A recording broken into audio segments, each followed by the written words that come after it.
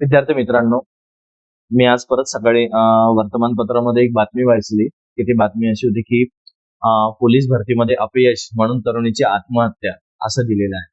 आजपर्यंत ते बघितलेलं होतं की 10वीला 12वीला जर समजा यश नाही मिळालं तर मुलं आत्महत्या करतात. पण आज पहिल्यांदा असं बघितलंय की अंबरनाथ येथील ती तरुणी आहे प्रतीक्षा राणे, तिने आत्महत्या केली. पण एक लक्षात ठेवा, आपलं आयुष्य पूर्ण भरती नाहीये रे.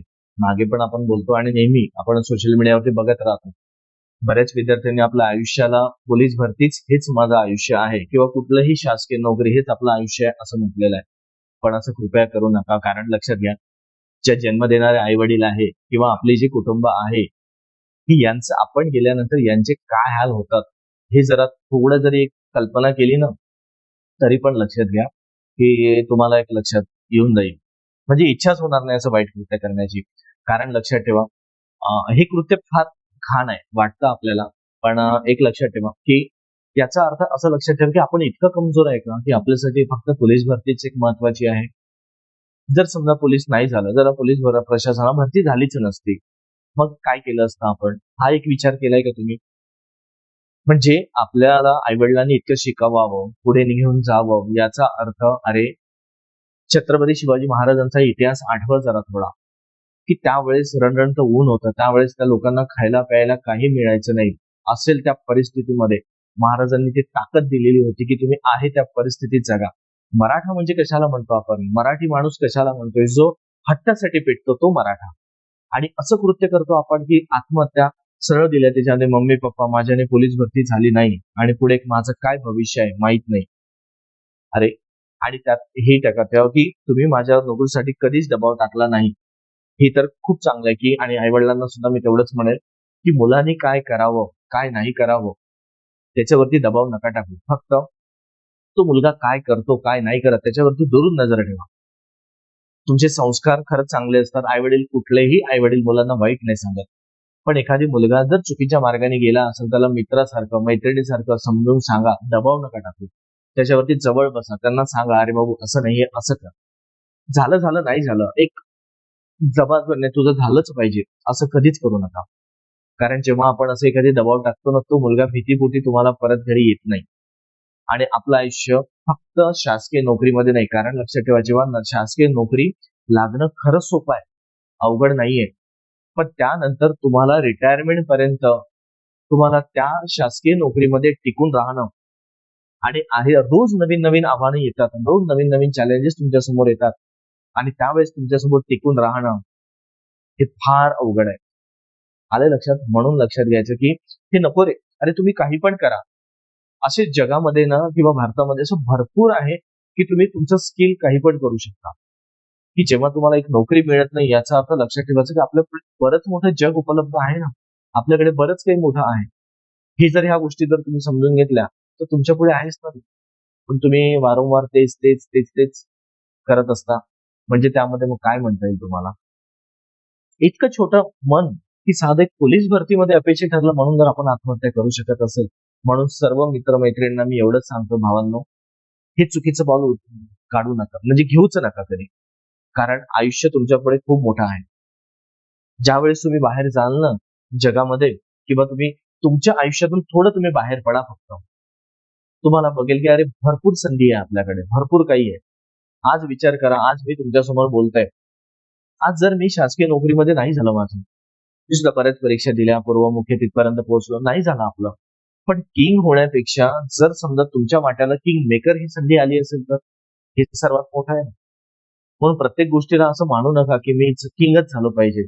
तर मग किंग नाही झालं तर किंग मेकर तरी घडवणार, किंग म्हणजे राजे लोकांना घडवणारे तरी कोण? आलं लक्षात? आज काही नसताना आई वडिलांचा फक्त आशीर्वाद पाठीशी होता, तेवढंच. त्यांनी आपल्याला जन्म दिला, हेच खूप झालं.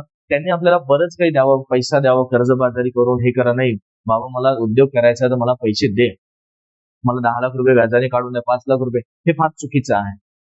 उद्योग करायला, कुठलाही कामधंदा करायला पैसा लागत नाही. तुमचं लागतं तर तुमचं ते ताकद, तुमच्याकडे काय पोटेन्शियल आहे हे ओळखायचं आणि पुढे जायचं. नक्कीच तुम्हाला संधी मिळतं. ठीक आहे, तुमच्या गरजा कमी करा, नक्कीच पुढे जातो आपण. आज मराठी माणूस का उद्योगांमध्ये कमी पडतोय? कारण त्याला एका दिवसात श्रीमंत व्हायचं असतं. पण लक्षात ठेवा, सिंधी, गुजराती, मारवाडी जे बाहेरून येतात आपल्याकडे, हे सुद्धा उद्योगांमध्ये पुढे गेलेले आहे. हे लोक काय घेऊन आले? अगदी रिकाम्या खिशाने आलेले, अंगावरच्या एका ड्रेसने आलेले. पण आज ज्या ठिकाणी त्यांनी सुरुवात केलेली असेल ती जागा ते विकत घेण्याची क्षमता ते स्वतःमध्ये ठेवतात. म्हणजेच लक्षात ठेवा, तुमच्यामध्ये फक्त स्किल लागतं, तुमच्याकडे अगदी थोडं प्रामाणिकपणा लागतो कुठलाही उद्योग करायला. तुम्हाला पैसा लागत नाही. आणि झटपट श्रीमंत होण्याची ही जी मुलांची भूक आहे, ही भूकच तुम्हाला कुठेतरी मागे आणतं. म्हणून असं चुकीचं नाही झालं, अरे भरपूर परीक्षा येणार आहे. बरोबर. तुम्ही इतिहासामध्ये बघा, आज तर आपल्याकडे 2 हात 2 पाय, शरीर, देवाने दिलेलं पूर्ण शरीर आपल्या जवळ आहे. अपंगत्व नाहीये. आणि ज्या व्यक्तीला अपंगत्व आहे, दिव्यांग आहे, तो व्यक्ती सुद्धा आज हात मानेने एकदम ताकदीने पुढे जगतोय आणि खूप काही करतो भविष्यामध्ये. तुम्ही जरा अवांतर पुस्तकं वाचा, इतिहास बघा जरा, बऱ्याच गोष्टी आहेत. मग इतक्या छोट्याशा गोष्टीने जर आपण हालावून जाणार असेल तर मला असं वाटतं की हे फार चुकीची गोष्ट आहे. आत्महत्या करणं हा शेवटचा पर्याय नाहीच आहे. म्हणजे कितीही वाईटातला वाईट होऊ द्या, तरी इतकं सुंदर जीवन दिलेलं आहे. अरे तुम्ही काही पण काम करा ना, एक दिवस तर तुम्हाला यश मिळणारच आहे. फक्त तुम्ही तुमचे प्रयत्न करत राहा. ज्या दिवशी तुम्ही स्वतःहून मनाने खचता ना, त्या दिवशी सर्व आयुष्य तुम्हाला खचवण्यासाठी तयार असतं. सारं जग तुम्हाला खचवण्यासाठी तयार असतं. पण त्याच्या आधी तुमची मानसिक ताकद, बुद्धीची ताकद हे तुम्हाला कधीच संपायला नको. काही पण होऊ दे, किती काही असेल ना, तरी आत्महत्या करायची नाही. कारण मराठी माणूस आज माहिती आहे ना, छत्रपती शिवाजी महाराजांचा इतिहास डोळ्यासमोर ठेवा. महाराजांसमोर पुढे तर काहीच नव्हतं. आधुनिक शस्त्रसाठा नव्हता, सैन्य साठा नव्हता, तर काहीच नव्हतं. आज मुघलांच्या तुलनेमध्ये तर आज 1% पण महाराजांचं एक पाठबळ नव्हतं किंवा महाराजांकडे खजिना नव्हता. तरी पण आज मुघलांना पुरून उरले आणि म्हणून तर महाराजांनी इतिहास घडवला. म्हणून शक्तीपेक्षा युक्ती मोठी असते हे महाराजांच्या इतिहासामधून कळतं आपल्याला. गड किल्ले हे ते महाराजांनी जिथे गरज पडेल तिथे चुकले आणि जिथे गरज पडेल तिथे ताठमानेने उभे राहिले महाराज.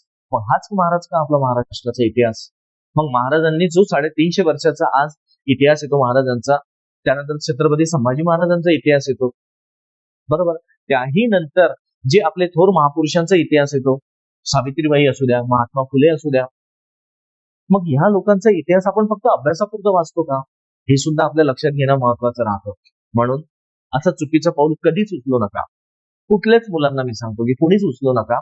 आणि ज्या दिवशी तुम्ही उचलणार असेल ना, त्या दिवशी फक्त शांतपणे 2 मिनिट बसून तुमच्या आईवडिलांनी तुमच्यापर्यंत आज या ठिकाणी जेव्हा पोहोचवण्यासाठी जे म्हणजे कष्ट केले, किंवा आजही वडिलाच्या पाठीवरची जी बनियान असतं ना, त्याची 4 छिद्र कधी जात नाही, पण मोराला नवीन शर्ट मिळतो, बरोबर आहे. आजही मुलीला नवीन ड्रेस मिळतो दिवाळीला, पण आईली तीच साडी 4 गाठी बांधून आज म्हणजे साडी नेसते, मग प्रत्येक सण साजरे करते, पण कधीच तोंड उघडत नाही. का बरं असेल? कारण तुमच्या सुखासाठी. आणि का तर त्यांना एकच वाटतं, आज ना उद्या नवीन साडी मिळणार आहे, आज ना उद्या हे दिवस जाईल. आजही समजा छिद्र जर गळत असेल ना, म्हणजे आपल्या छपराला जर छिद्र पडले असेल ना, गळत असेल ना पाणी, तर हाच विचार करते आज ना उद्या हे बरं होणारच आहे. पण कशासाठी? अरे नाही नोकरी लागली, नाही लागली, काय होणार आहे? जे होईल, जे तुमच्या पदरात येणार आहे ते पदरात येणारच आहे 100%.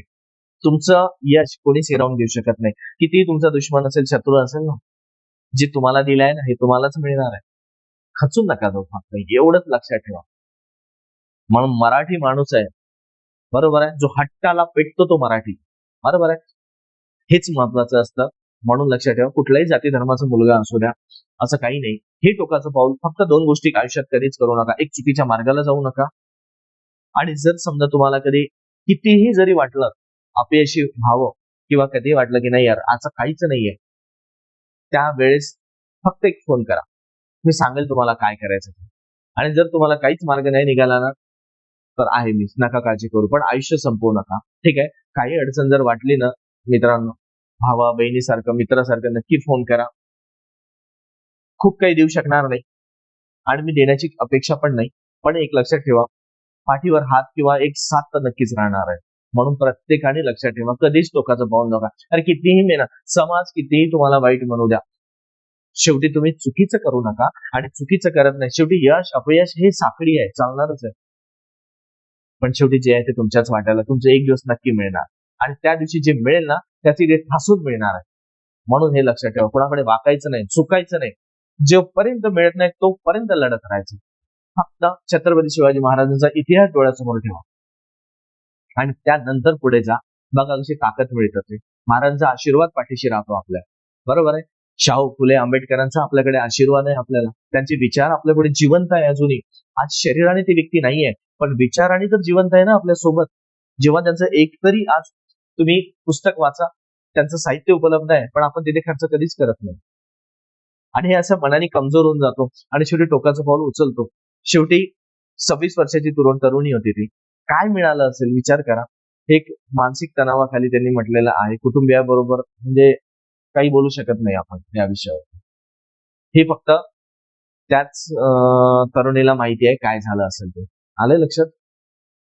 म्हणून आई वडिलांनी सुद्धा एक मानसिक आधार द्या मुलांना. पाठीवर हात ठेवा आणि सांगा, अरे होईल होईल नाही होईल, फक्त तू लढ, बाकी जे होईल ते होईल. आले लक्षात?